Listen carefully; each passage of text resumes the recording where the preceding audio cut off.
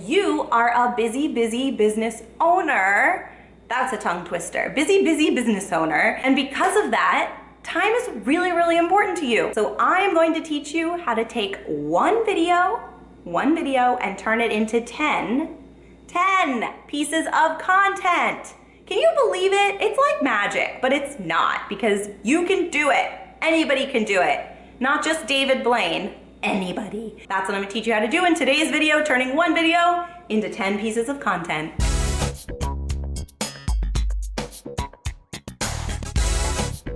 When you are planning your video content, it's really important to think about where it's going to live. At the end of the road, at the end of the tunnel, where is your video gonna be and who is going to see it? There are many different strategies that you can use with one video. I am going to tell you what my strategy is when I repurpose a video, making it 10 pieces of content. You might have a different strategy and you might need to alter my suggestions based on what your platform of choice is. My platform of choice is YouTube, so I start everything thinking about what is my video going to look like and how is it going to be optimized for YouTube.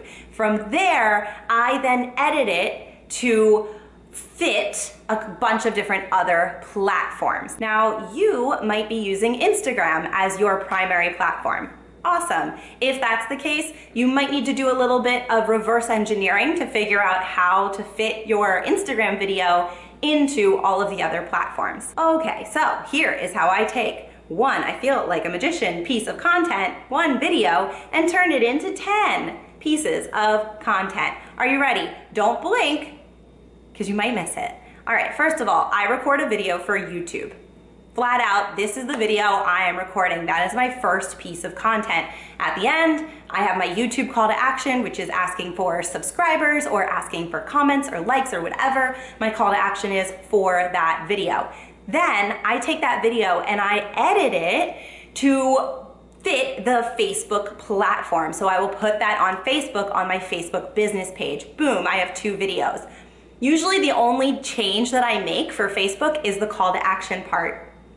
There's no such thing as subscribers on Facebook. So you don't want to ask for subscribers in your Facebook video. Instead, I might ask for a comment or a share or something like that, all right? So I've got 2 pieces of content right there. Then I take that video and I edit it so that it is vertical for IGTV, Instagram TV. I put that on my Instagram TV.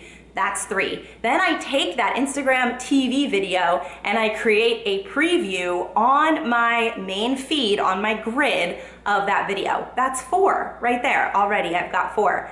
Then I take that grid and I share it to my Instagram story. That's a story. 5.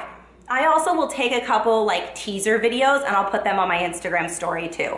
But I'll count those as 1 because you've got a couple different pieces of content that you can create to put on your Instagram story. Then I'll take my video and I will post it on to LinkedIn because I use LinkedIn video as well. So usually I'll just take my Facebook video and put it over to LinkedIn. I might edit it a little bit for LinkedIn purposes, but usually no. So there we go. We've got 6 pieces of content spread all over my social media. Now, here's where we can get a little bit creative. Here's what I do with that video. I will get the original video transcribed. Basically, that just means someone will write out all of the text of that video into a nice little Word document or Google Doc, right? I will take that and turn it into a blog post. Oh my God, brilliant. I have that entire video written out. I put it into a blog post. There's a little bit of editing to be done, some copy editing to make it readable, taking out the ums and all of those things, right? Make some bullet points, just make it pretty. But then you've got a blog post. I'll also embed my video right there at the bottom of my blog post. Gets better traffic, SEO for the win. That's number 7. Then I extract the audio, turn it into an audio file. You can start a podcast with all of those audio files. If you just wanna pull one of those clips that was so genius that you said from the video, you can do that. You could sell it as a course if you wanted to, right?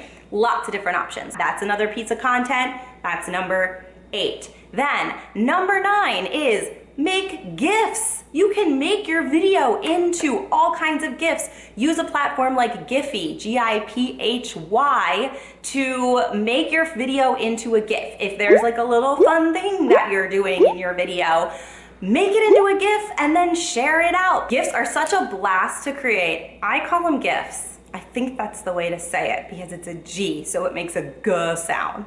If you call it GIF, we'll have to talk. Anyway, GIFs are very fun because not only are they fun for you to create, but they're just fun for people to share. They're very shareable and very consumable, digestible, so you can put them on your Instagram stories, you can put them on your feed, you can put them in an email newsletter, right? There's lots of options for sharing a GIF and then linking back to your video. And then we've got number 10, the final piece of content that you can create from a video is a quotable social media post.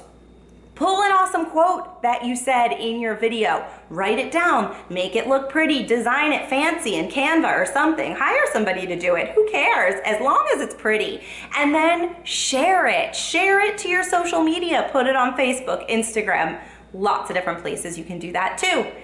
There you go, you have now turned one little video into 10 magical pieces of content, and you are saving yourself so much time by doing that. I hope you loved this video. If you did, give it a thumbs up and subscribe because so much more where that came from. Lots and lots and lots and lots more. All right? See you next time.